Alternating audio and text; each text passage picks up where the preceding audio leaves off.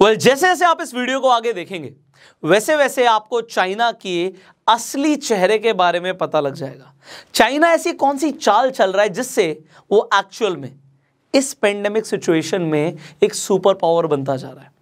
And yes, मैं corona virus के ऊपर बात नहीं करने वाला, उसके ऊपर आप ऑलरेडी बहुत सारे एक्सपर्ट से सुन चुके हैं। बहुत सारे लोग ऐसे मानते हैं कि चाइना ने ये कोरोना वायरस को सच में फैलाया है और ये एक बायो वेपन है, और बहुत सारे लोग ऐसा मानते हैं कि ये सिर्फ एक नेचुरल पेंडेमिक है, अपने आप हादसा हो गया। आप क्या मानते हैं आप नीचे कमेंट्स में बता सकते हैं, बट उससे भी जो बड़ी चीज हो रही है इस पूरी दुनिया में उसके ऊपर हम बात करने वाले हैं। एंड यस, ज्यादातर लोग इसके बारे में नहीं जानते, बट आज जानना जरूरी है। जॉन एडम्स एक बात बोल के गए हैं, देखो वर्ल्ड वॉर 1 हो गया, वर्ल्ड वॉर 2 हो गया, बहुत मारकाट हो चुकी दुनिया में। अब मारकाट करने का तरीका बदल गया। वो तरीका क्या है कि तलवार से नहीं, कर्जे से मारेंगे दुनिया को, और इस तरीके से हम सुपर पावर बनेंगे, जो है चाइना की नई चाल। Yes, I am talking about something called debt. ये जो कर्जा है ये बहुत भयानक होता है। ये भयानक क्यों होता है मैं आपको बताता हूं। आप किसी के ऊपर कर्जा चढ़ा दो और उसका घर आप गिरवी रखवा लीजिए, और अगर आपको पता ही है पहले से कि वो कर्जा नहीं दे पाएगा तो घर आपका हो जाएगा, तो आप कर क्या रहे हो, आप चाल ही तो चल रहे हो। And China is exactly doing the same. वो कब्जा करता जा रहा है पूरी दुनिया में। कैसे? उधार दे दे के। लेट मी शो यू, मैं आपको दिखाता हूं, आपको समझ आएगा। Here is our China. अब चाइना और यूएस में क्या लग रहा है आपको, क्या चल रहा है? एक वॉर चल रही है। वॉर किस तरीके से चल रही है कि भैया मैं सुपर पावर बनूंगा, ये कह रहा है मैं सुपर पावर बनूंगा। दोनों के तरीकों में ज्यादा फर्क नहीं है, मैं बता रहा हूं आपको, ज्यादा फर्क नहीं है। क्या यहां पे चाइना कर रहा है मैं आपको बताता हूं। China is doing something called कि भैया लड़ाई नहीं करेंगे, लड़ाई नहीं करेंगे, बट उसके बिना भी हम पूरी दुनिया पे अपनी हुकूमत ले आएंगे। अगर आपको लग रहा है चाइना सिर्फ इतना सा है तो आप गलत सोच रहे हो। मैं आपको पहले एक इंसिडेंट के बारे में बताता हूं जिससे आपको पता लगेगा चाइना कहां तक फैल चुका है। अभी आपको बस चाइना यहां पे दिख रहा है, बट यहां तक नहीं है। अगर आपको पता हो, यहां पे छोटा सा एक हमारा कंट्री है, हमारे इंडिया का नेबर श्रीलंका। श्रीलंकन प्रेसिडेंट ने अपने आप को पावर में लाने के लिए बहुत बड़े बड़े वादे किए। एक वादा उन्होंने किया कि हम एक पोर्ट बनवाएंगे, हम एक बंदरगाह बनाएंगे, यहाँ पे हम्बनटोटा नाम का एक पोर्ट बनाएंगे, और उस पोर्ट पे लोगों को बहुत बड़ी डेवलपमेंट दिखेगी। बट पैसा कहाँ से आएगा उसके ऊपर सोचा नहीं। फिर जब वो पोर्ट बनाना था, वादे पूरे करने थे, तो वो कहते जी हमें उधार चाहिए। कौन देगा हमें उधार? वो चले गए जी चाइना के पास। चाइना ने बोला ठीक है जी हम आपको उधार देंगे। कितना? $307 मिलियन का। ये पहला उधार था। पोर्ट बनना शुरू तो हो जाएगा, बट एक चाइना की सबसे बड़ी शर्त थी और श्रीलंका को माननी पड़ी। शर्त यह थी कि भैया आपको पोर्ट बनाना नहीं आता, हमारी ही कंपनी आएगी और हमारी कंपनी आपके यहाँ के पोर्ट बनाएगी, तो पैसा जो यहां से यहां आ रहा है वो उल्टा यहां से यहां चला जाएगा। तो चाइना ने एक्चुअल में तो कुछ किया ही नहीं, उसने जो पैसा दिया वो वापस उसकी ही कंट्री में पहुंच गया। बट डेफिनेटली चलिए खर्चा हो गया। अब श्रीलंका के ऊपर कर्ज आ गया। अब जैसे जैसे श्रीलंका की इकोनॉमी बढ़ नहीं पा रही थी, उसे और ज्यादा कर्जा चाहिए था। ये प्रेसिडेंट साहब दोबारा पहुंच जाते हैं किसके पास? चाइना के पास, कि हमें आप दोबारा से लोन दीजिए। अब $307 मिलियन का नहीं चाहिए, अब $757 मिलियन का चाहिए। अब $757 मिलियन का जब लोन मांगने जाते हैं, तब तक श्रीलंका के ऊपर बिलियंस का कर्जा ऑलरेडी हो चुका है, और बिलियंस के अंदर उसकी किस्त पे करनी है, तो अब पैसा और ज्यादा चाहिए। अब नए प्रेसिडेंट इलेक्ट हो जाते हैं। देखो प्रेसिडेंट्स आते रहते हैं, ये मिनिस्टर्स आते रहते हैं, और देखो मैं आपको बता रहा हूं, अभी हम बात चाइना की कर रहे हैं, बट इंडिया के ऊपर ये कितना सच बैठता है आप लोग खुद इसके बारे में डिस्कशन कर सकते हैं, और नीचे कमेंट्स में आपकी क्या राय है आप बता सकते हैं। तो व्हाट हैपेंड, कर्जा और बढ़ गया, रीपेमेंट करनी थी, अब चाहिए जी $1 बिलियन। अब $1 बिलियन भी चाइना देने के लिए रेडी हो जाता है, बट अब चाइना का षड्यंत्र समझिए, कर्जा देता जा रहा है, बट उसे पता है रीपेमेंट ये कर नहीं पाएंगे। अब उन्होंने शर्तें क्या रख दी, शर्तें बढ़ा दी कि भैया पहले तो हमने आपको जितने भी लोन दिए हैं वो 1 से 2% पे दिए हैं, और जो लोन हमने 1 से 2% पे दिए हैं, अगर आपको नया लोन चाहिए तो ये हो जाएगा 6.3%। अच्छा जी, अब अगर आप कर्जा नहीं दे पाते तो क्या होता है, इंटरनेशनल अफेयर्स के अंदर फिर जाके एक नेगोशिएशन टाइप होता है। नेगोशिएशन क्या होता है, भैया तुम कर्जा तो दे नहीं पा रहे, फिर हम क्या करें? फिर वो कहते हैं जी ये हम्बनटोटा जो आपने ये पूरा का पूरा पोर्ट बनाया हम ही दे दो। इससे पहले भी उन्होंने क्या बोला था कि यहां से जितनी शिप्स निकलेंगी ना उसका डाटा हमें चाहिए, कौन तुम्हारे यहाँ आ रहा है, किसकी शिप खड़ी हो रही है, कौन जा रहा है, सारा डाटा चाहिए। और अब जब तुम लोन दे ही नहीं पा रहे, ये हमें ही दे दो। और एक्चुअल में उन्होंने ले लिया। इसके अलावा 15,000 एकड़ की जगह, एकड़्स, इन्होंने अलग से चाइनीज लोगों ने श्रीलंका से ली है 99 साल की लीज पे, कि तुम हमारा लोन नहीं दे पा रहे तो 99 साल के लिए पोर्ट और 15,000 एकड़ की जगह भी हमें दे दो। अब आपको पता ही है चाइना यहाँ पे क्या बनाएगा, बताओ क्या बनाएगा? Military base. उन्हें पावर चाहिए चाइना को, तो उन्होंने यहाँ पे मिलिट्री बेस बना दिया।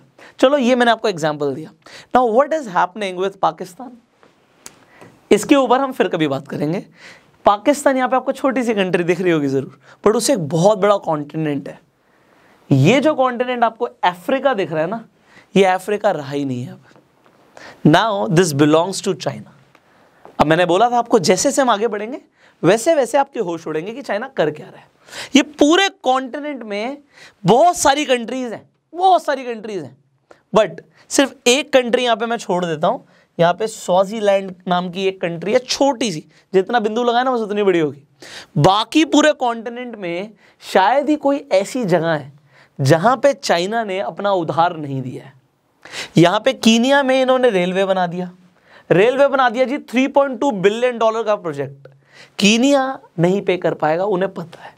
उन्हें पता है कि अगर वो यहाँ पे घाना में प्रोजेक्ट कर रहे हैं, नाइजीरिया में प्रोजेक्ट कर रहे हैं, उन्हें पता है ये नहीं दे पाएंगे वापस पैसा। बट ये पैसा डालते जा रहे हो, कितना? बिलियंस, यहाँ पे बिलियंस। इनफैक्ट पूरे अफ्रीका पे जितना भी अब नया लोन अफ्रीका ले रहा है, 70% पैसा चाइना ही देता जा रहा है उन्हें। और चाइना बड़े प्यार से, अरे हमारा भाई है अफ्रीका। तो अब अफ्रीका उन्हें रीपे कर पाएगा? The answer is no. क्योंकि वो नहीं रीपे कर पाएगा तो क्या होगा? जैसे हम्बन टोटा के ऊपर चाइना ने अपना कब्जा कर लिया और 15,000 एकड़ की जगह ले ली, यहां पे भी वो ये करने वाले हैं। आपको ये पता है जितना भी चाइना में इस वक्त जो डीजल पेट्रोल आप बोलते हैं ना, तेल जा रहा है, उसका 1/3 अफ्रीका सप्लाई कर रहा है। और किसकी शर्तों पे करेगा? आपको पता है, चाइना की। अब ये तो आपको समझ आ रहा है, चलो लोन तो यार सारी कंट्रीज देती हैं, यूएस भी लोन देता है, चाइना भी दे रहा होगा इसी तरीके से। इसमें प्रॉब्लम क्या है? लोन दे रहे हैं, उनका विकास हो रहा है, बट आपको ये समझ आ रहा है कि विकास के नाम पे वो वापस नहीं दे पाएगा, तो यहाँ पे ये पूरी की पूरी जगह किसकी हो जाएगी? चाइना की। Let me share something even more interesting. इस बिल्डिंग को देखिए कितनी सुंदर है। कहां पर है ये? अफ्रीका के अंदर है। ये जो बिल्डिंग आप देख रहे हो हेडक्वार्टर्स है अफ्रीकन यूनियन का। तो अफ्रीकन कंट्रीज की जो बड़ी बड़ी मीटिंग्स होनी है वो यहां पे होनी है। अच्छा, आपको क्या लगता है ये इतनी सुंदर बिल्डिंग किसने बनाई है? चाइना ने। ये चाइना ने बनाई है। अब आपको लग रहा होगा सर उधार पे बनाई है। नहीं नहीं नहीं, उधार पे नहीं बनाई, गिफ्ट, फ्री। और कितने की? $200 मिलियन की। ये $200 मिलियन की जो बिल्डिंग बनाई है, ये किसने बनाई है? चाइना ने। पर अब देखिए अफ्रीका को चाइना की करतूत के बारे में कैसे पता लगने लगा, मैं आपको बताता हूं। 2017 के अंदर यहां पे बहुत सारे सर्वर्स लगे हुए हैं। जनवरी की बात है 2017 की। तो यहां पे बहुत सारे सर्वर्स हैं। वहां पे एक आईटी इंजीनियर जिसकी ड्यूटी होती है सर्वर रूम में, वो देखता क्या है कि रात के अंदर जो यहां पे डेटा है, जो ऑडियो फाइल्स हैं और ईमेल्स हैं, वो ट्रांसफर करी जा रही हैं हमारे सिस्टम से। कहां पे? अफ्रीका से। कहां पे ट्रांसफर हो रही हैं? ये चाइना में ट्रांसफर हो रही है, शंघाई में। ये चाइना में सारी इंफॉर्मेशन जा रही है और इसके बारे में किसी को पहले पता ही नहीं था, कानों कान खबर नहीं थी कि इनके हेडक्वार्टर्स की सारी इंफॉर्मेशन कहां पे जा रही है? चाइना जा रही है।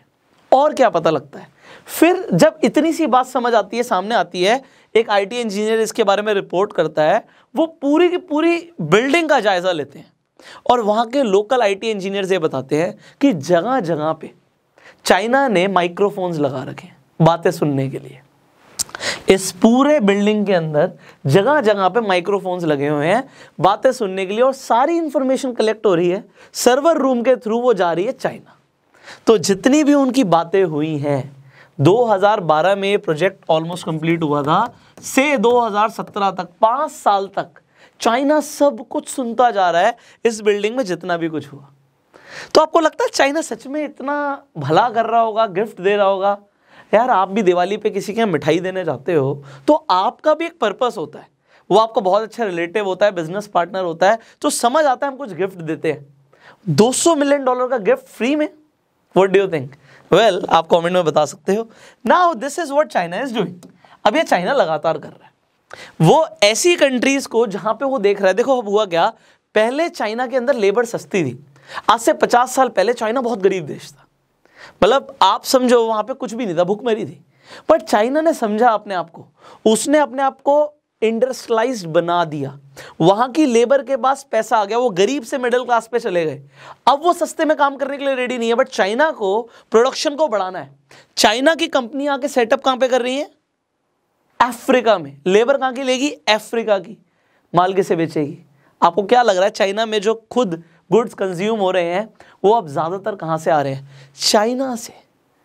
और चाइना का कंट्रोल यहां पे होता जा रहा है। और एक एग्जांपल और देता हूं, अब यहां पर देखिए चाइना के पास एक छोटी सी कंट्री है, इस कंट्री का नाम है ताइवान। आप ताइवान को जानते हैं, आपने सुना हुआ है, ताइवान एक अलग कंट्री है।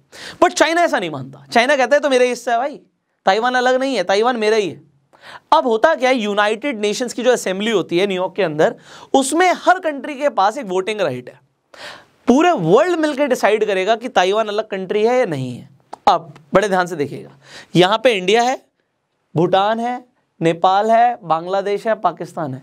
हर कंट्री के पास एक ही वोट है, चाहे वो कंट्री कितनी बड़ी हो, उसके पास कितनी ज्यादा पॉपुलेशन हो, कंट्री के पास एक वोट है। बट यहां पर देखिए अफ्रीका के पास कितनी सारी कंट्रीज है, और ये सारी कंट्रीज के पास एक एक वोट है। अब क्योंकि चाइना इन्हें फंड कर रहा है, तो ये कंट्रीज किसके फेवर में बोलेंगी? पहले ये कंट्रीज जब चाइना फंड नहीं करता था, ये चाइना के अगेंस्ट में वोट करते थे। बट अब जब से चाइना ने वोट करना शुरू किया, ये इनके फेवर में वोट करते हैं।